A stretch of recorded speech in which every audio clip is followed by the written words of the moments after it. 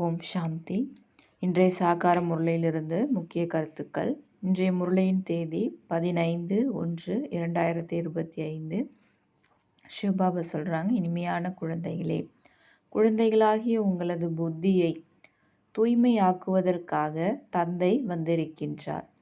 எப்பொழுது தூய்மையாகின்றீர்களோ அப்பொழுதுதான் நீங்கள் தேவதையாக ஆக முடியும். முதல் கேள்வி, இந்த நாடகத்தில் ஏற்கனவே உருவாக்கப்பட்ட திட்டம் என்ன? இதிலிருந்து தந்தையும் கூட விடுபட முடியாது. பதில், ஒவ்வொரு கல்பமும் தந்தை தனது குழந்தைகளிடத்தில் வந்தே ஆக வேண்டும். பதீத்தமான துக்கமான குழந்தைகளை சுகமானவர்களாக ஆக்கியே தீர வேண்டும். இந்த திட்டம் நாடகத்தில் ஏற்கனவே உருவாக்கப்பட்டு இருக்கிறது. இந்த பந்தனத்திலிருந்து தந்தையும் விடுபட முடியாது. இரண்டாவது கேள்வி, படிப்பு கற்பிக்கும் தந்தையின் முக்கிய விசேஷத்தன்மை என்ன? பதில், அவர் மிகவும் அகங்காரமற்றவராகி பதீத்த உலகில் பதீத்த சரீரத்தில் வருகின்றார். தந்தை இந்த நேரத்தில் உங்களை சொர்க்கத்திற்கு எஜமானர்களாக ஆக்குகின்றார்.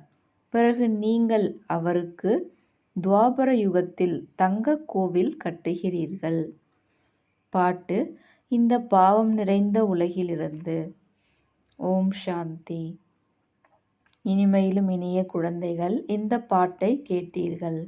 2 உலகம் இருக்கிறது. ஒன்று பாவ உலகம், இன்னொன்று புண்ணிய உலகம். துக்கமான உலகம் மற்றும் சுகமான உலகம். சுகம் அவசியம் புது உலகில் புதிய கட்டிடத்தில் தான் இருக்க முடியும். பழைய கட்டிடத்தில் துக்கம்தான் இருக்கும். அதனால தான் அதை இடித்து பிறகு புதிய கட்டிடத்தில் சுகமாக வசிப்பாங்க கட்டி. பகவானை எந்த மனிதரும் தெரிந்து கொள்ளவில்லை என்பதை குழந்தைகளாகிய நீங்கள் இப்பொழுது அறிவீர்கள். ராவண ராஜ்யத்தின் காரணத்தினால் முற்றிலும் கல்புத்தியாக தமோ பிரதான புத்தியுடையவர்களாக ஆகிவிட்டனர். தந்தை வந்து புரிய வைக்கின்றார். என்னை பகவான் என்று கூறுகின்றனர், ஆனால் யாரும் அறியவில்லை. பகவானையே அறியவில்லை எனில் பிறகு எதற்கும் பயன்படாதவர்களாக ஆகிவிடுகின்றனர். துக்கத்தின் பொழுதுதான் ஏ பிரபு, ஏ ஈஸ்வரனே என்று கூறி அழைக்கின்றனர். ஆனால் அதிசயம் என்னவெனில், ஒரு மனிதரும் எல்லையற்ற தந்தையாகிய படைப்பவரை அறியவில்லை. சர்வ வியாபி என்று கூறிவிடுகின்றனர். ஆமை, மீன், இது எல்லாத்துலேயும் பரமாத்மா இருக்கிறார் அப்படின்னு சொல்லிடுறாங்க. அப்போ இது பரமாத்மாவா நிந்தனை செய்வது? தந்தைக்கு எவ்வளோ நிந்தனை செய்கிறாங்க. அதனால்தான் பகவானின் மகா வாக்கியம் என்னவெனில், எப்பொழுது பாரதத்தில் எனக்கும் தேவி தேவதைகளுக்கும் நிந்தனை செய்து செய்து ஏனியில் கீழே இறங்கி தமோ பிரதானம் ஆகிவிடுகிறீர்களோ அப்பொழுது நான் வருகின்றேன். நாடகத்தில் இந்த பாகத்தை நடிக்க மீண்டும் வந்தே ஆக வேண்டும் என்று குழந்தைகள் கூறுகின்றனர். இந்த நாடகம் ஏற்கனவே உருவாக்கப்பட்டது என்று தந்தை கூறுகின்றார். நானும் நாடகத்தின் பந்தனத்தில் கட்டுப்பட்டு இருக்கின்றேன். பதீத்தமானவர்களை பாவனமாக்குவதற்கு நானும் வந்தே ஆக வேண்டியிருக்கிறது. இல்லையெனில் புது உலகை யார் ஸ்தாபனை செய்வார்கள்? குழந்தைகளை ராவண ராஜ்யத்தின் துக்கத்திலிருந்து விடுவித்து புது உலகிற்கு யார் அழைத்து செல்வார்கள்? சத்யுகத்தில் ஒரு பொழுதும் அங்கே அகால மரணம் ஏற்படாது. துக்கத்தினுடைய விஷயமே கிடையாது. அங்கே ஆயுள் அதிகமாக இருக்கும். இங்கே தான் திடீர்னு இறந்துடுறாங்க. சத்யுகத்தில் இப்படிப்பட்ட விஷயங்கள் இருக்காது அப்படின்றார். அங்கு எப்படி இருக்கும் என்பதையும் யாரும் அறியவில்லை. அதனால்தான் தந்தை கூறுகின்றார், எவ்வளவு அசுத்த புத்தி உடையவர்களாக ஆகிவிட்டனர். நான் வந்து இவர்களை தூய்மையான புத்தி உடையவர்களாக ஆக்குகிறேன். ராவணன் கல்புத்தி உடையவர்களாக அசுத்த புத்தி உடையவர்களாக ஆக்குகின்றான். பகவான் தூய்மையான புத்தி உடையவர்களாக ஆக்கி கொண்டிருக்கின்றார். தந்தை உங்களை மனிதனிலிருந்து தேவதைகளாக ஆக்கி கொண்டு இருக்கின்றார். சூரியவம்சி மகாராஜா மகாராணி ஆவதற்காக வந்திருக்கிறோம் என்று அனைத்து குழந்தைகளும் கூறுகிறீர்கள். ஏன்னா உங்களுடைய எய்ம் அண்ட் ஆப்ஜெக்டே அதுதான் இப்போ உங்கள் முன்னாடி இருக்குது. அதையெல்லாம் கண்டிப்பாக நரன்லேருந்து நாராயணனாக ஆகணும். இதுதான் சத்திய நாராயணனின் கதை. பிறகு பக்தியில் பிராமணர்கள் கதை சொல்லிக்கிட்டே இருக்காங்க. ஆனால் உண்மையில் யாரும் அங்கே நரன்லேருந்து நாராயணராக ஆவது கிடையாது. அதாவது மனித நிலையிலிருந்து தேவதையாக ஆகிறது கிடையாது. அந்த சத்யநாராயண் கதை கேட்கறதன் மூலமாக நீங்கள் உண்மையில் இப்போ நரன்லேருந்து நாராயணன் ஆவதற்காக வந்திருக்கீங்க. உங்கள் ஏக்கத்தின் குறிக்கோள் என்ன என்று சிலர் கேட்கின்றனர்.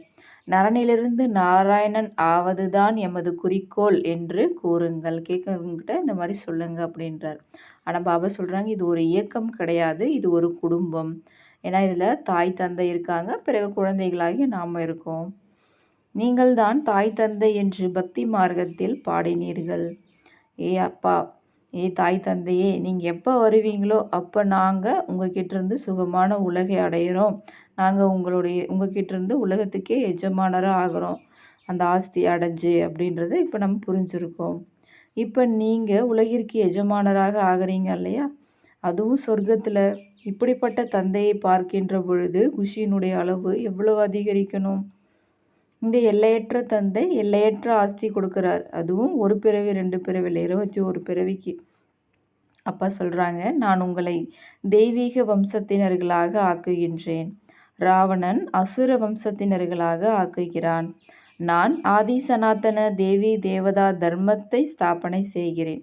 தூய்மையின் காரணத்தினால் அங்கு ஆயுளும் அதிகமாக இருக்கும். ஏன்னா அந்த யோகத்தினுடைய பலனாகத்தான் நீங்கள் அங்கே ஆஸ்தி அடைஞ்சிருப்பீங்க. அதனால் ஆயுள் கூட அங்கே 150 ஆண்டுகள் இருக்கும். தனக்குரிய நேரத்தில் ஒரு உடலை விட்டுட்டு இன்னொரு உடலை எடுப்பீங்க. ஆக இந்த ஞானத்தை தந்தை தான் கொடுக்குறாரு. பக்தர்கள் பகவானை தேடிக்கொண்டிருக்கின்றனர். சாஸ்திரங்கள் படிப்பது, தீர்த்த யாத்திரை செல்வது, இவைகள் அனைத்தும் பகவானை சந்திக்கும் வழிகள் என்று நினைக்கின்றனர். இது வழியே கிடையாது என்று தந்தை கூறுகிறார். வழியை நான் தான் கூறுவேன். குருடர்களுக்கு ஊன்றுகோலாக இருக்கக்கூடிய ஹே பிரபுவே, வாருங்கள், எம்மை சாந்திதாமம் சுகதாமத்திற்கு அழைத்து செல்லுங்கள் என்று நீங்கள் கூறி வந்தீர்கள். ஆக தந்தைதான் சுகதாமத்திற்கான வழி கூறுகின்றார். தந்தை ஒருபொழுதும் துக்கம் கொடுப்பது கிடையாது. தந்தையின் மீது இவ்வாறு பொய்யான களங்கம் ஏற்படுத்திவிட்டனர். அதே போல் யாராவது இறக்குறாங்க அப்படின்னா உடனே பகவானை தான் திட்ட ஆரம்பிச்சிடுறாங்க. பாபா சொல்கிறாங்க, நான் யாரையுமே தண்டிப்பதோ அல்லது துக்கம் கொடுப்பதோ கிடையாது. இது எல்லாமே அவங்களுடைய பாகம் அப்படின்றார்.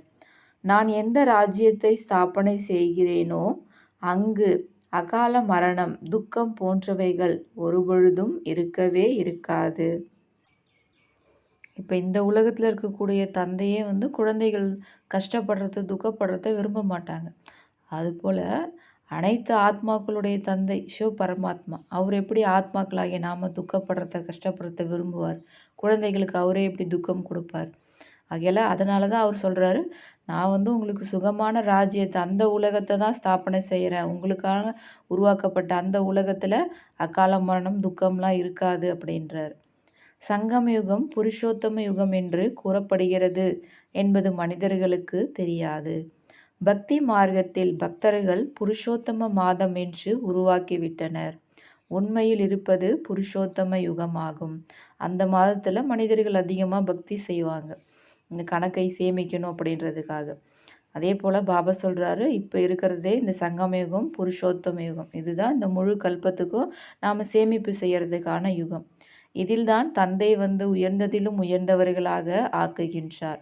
இப்பொழுது நீங்கள் புருஷோத்தமர்களாக ஆகி கொண்டு இருக்கிறீர்கள். அதாவது புருஷ்னா ஆத்மா, உத்தம்னா உயர்ந்த நிலை. ஆத்மா உயர்ந்ததிலும் உயர்ந்த அந்த உயர்ந்த தேவ பதவி அடையக்கூடிய ஸ்டேஜ் இப்போ தான். அனைவரையும் விட உயர்ந்ததிலும் உயர்ந்த புருஷோத்தமர்கள் லக்ஷ்மி நாராயணன் ஆவர். முன்னேறும் கலையில் அழைத்து செல்பவர் ஒரே ஒரு தந்தை ஆவார். ஏணிப்படி படத்தில் மற்றவர்களுக்கு புரிய வைப்பது மிகவும் எளிதாகும். இப்பொழுது விளையாட்டு முடிவடைந்து விட்டது. வீட்டிற்கு திரும்புங்கள் என்று தந்தை கூறுகின்றார். இப்பொழுது இந்த பழைய சீச்சி சரீரத்தை விட வேண்டும். நீங்கள் முதலில் புது உலகில் சதோ பிரதானமாக இருந்தீர்கள்.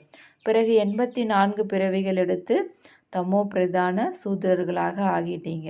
இப்போ மீண்டும் சூத்ரனிலிருந்து பிராமணர்களாக ஆகியிருக்கீங்க. பக்தியின் பலன் கொடுப்பதற்காக இப்போ தந்தை வந்திருக்காரு. சத்யுகத்தில் பலன் தந்தை கொடுத்து இருந்தார்.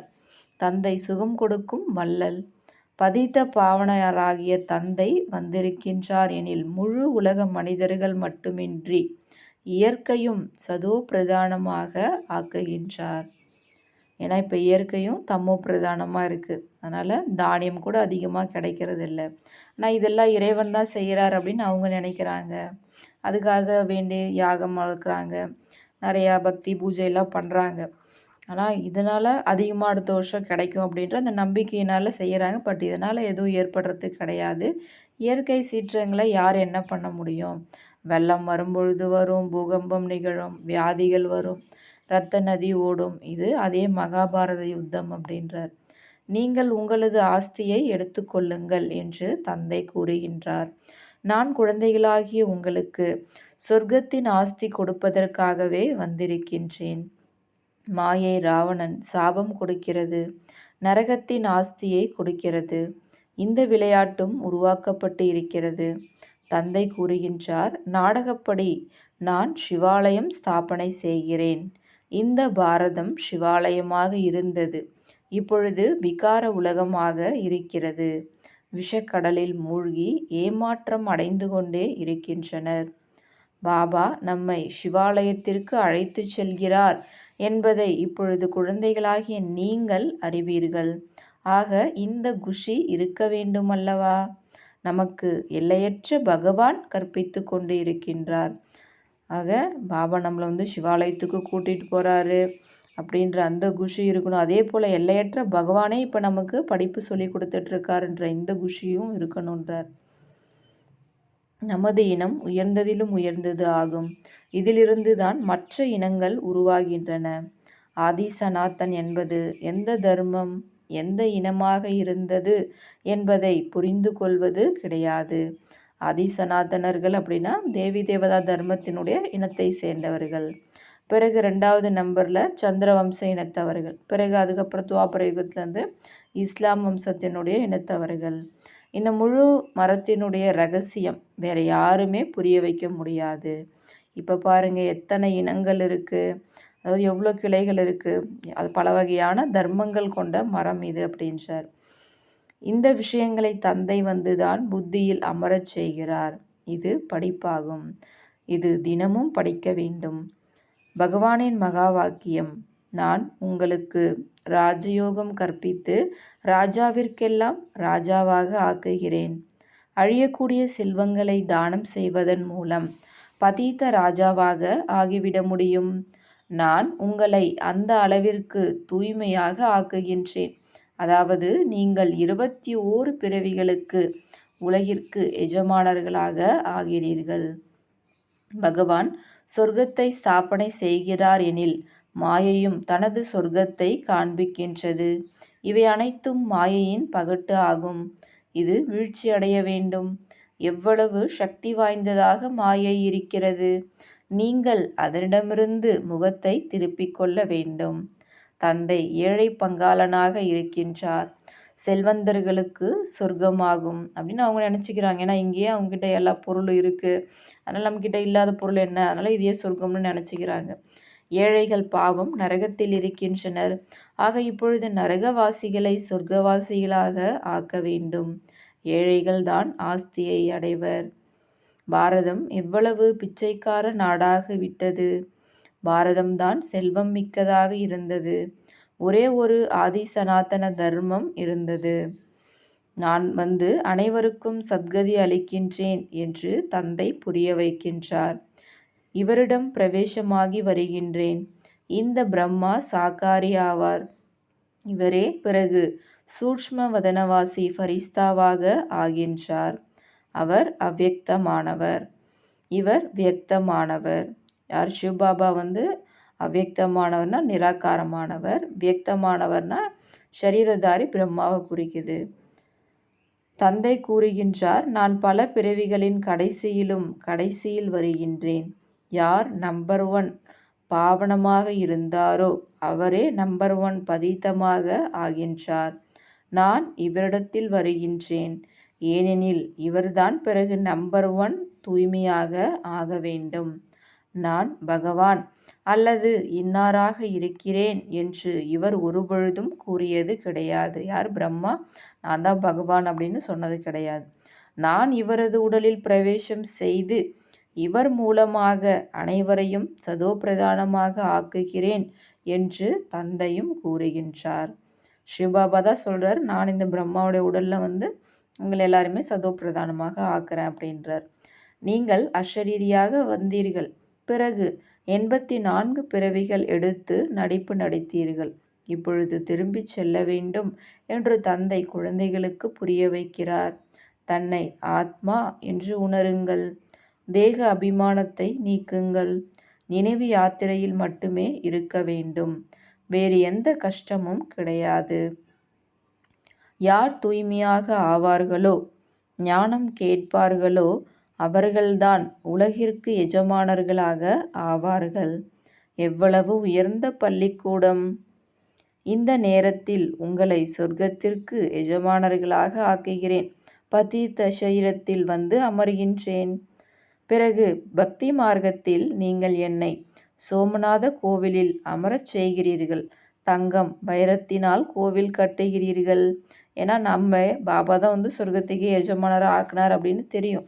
அது தெரிஞ்சதுனால தான் நீங்கள் என்னை நல்லா கவனிப்பு செய்கிறீங்க. துவாபர யுகத்தில் கோவில் கட்டி நல்லா அலங்காரம் பண்ணுறீங்க அப்படின்றார்.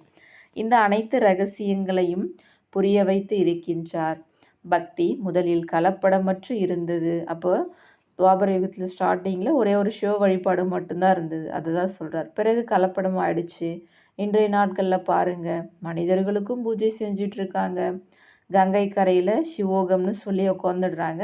பிறகு தாய்மார்கள் போய் அவங்களுக்கு பாலாபிஷேகம் பூஜை எல்லாம் செய்கிறாங்க. இந்த தாதா கூட அவரே செஞ்சுருக்கார். நம்பர் 1 பூஜாரியாக இருந்தார் இல்லையா அப்படின்னு கேட்குறார் பாபா. ஆச்சரியம் அல்லவா?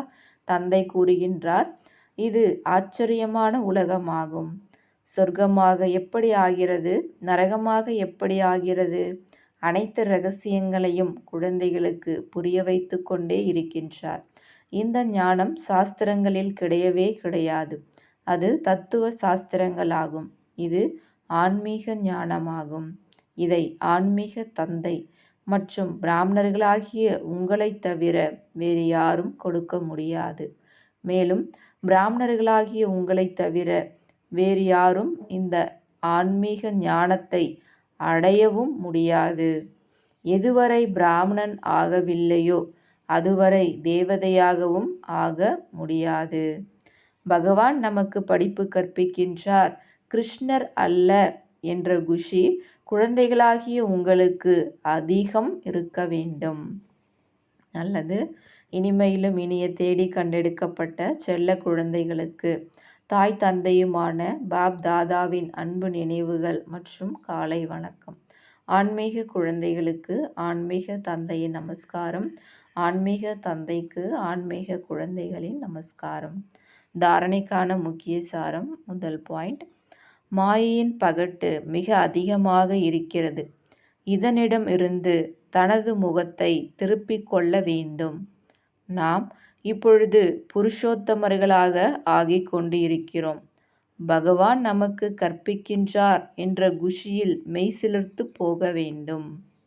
2வது பாயிண்ட், உலக ராஜ்ய பாக்கியம் அடைவதற்காக தூய்மையானால் போதும்.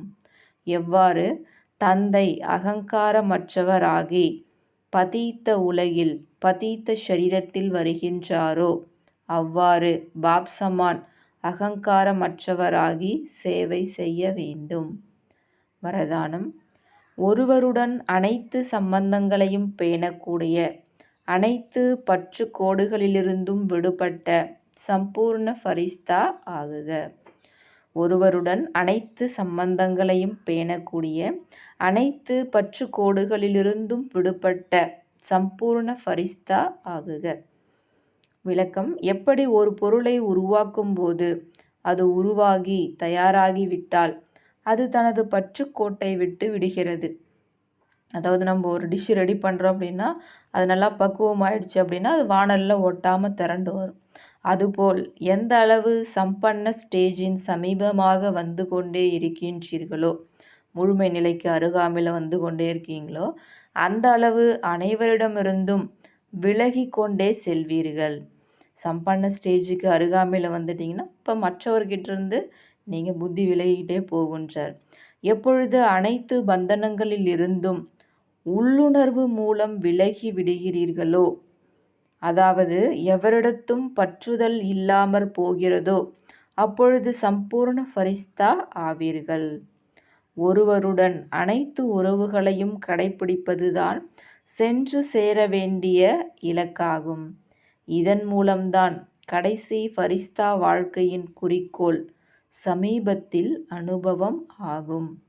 அப்போது புத்தி அலைவது நின்று போகும். ஸ்லோகன்: அன்பு என்பது அத்தகைய ஒரு காந்தமாகும். அது நிந்தனை செய்பவரையும் கூட அருகில் கொண்டு வந்துவிடும். இன்றைய முயற்சிக்கான பாயிண்ட்: மனசா சேவைக்காக மனம், புத்தி வீணானவற்றை யோசிப்பதிலிருந்து விடுபட வேண்டும். மன்மனாபவ மந்திரத்தின் சகஜ சுரூபம் ஆக வேண்டும். எந்த சிரேஷ்ட ஆத்மாக்களுக்கு சிரேஷ்ட மனம், அதாவது சங்கல்பம் சக்திசாலியாக உள்ளதோ, சுப பாவனை சுப விருப்பம் உள்ளவராக இருக்கிறார்களோ அவர்கள் மனதின் மூலம் சக்திகளை தானம் செய்ய முடியும். அச்சா. ஓம் சாந்தி.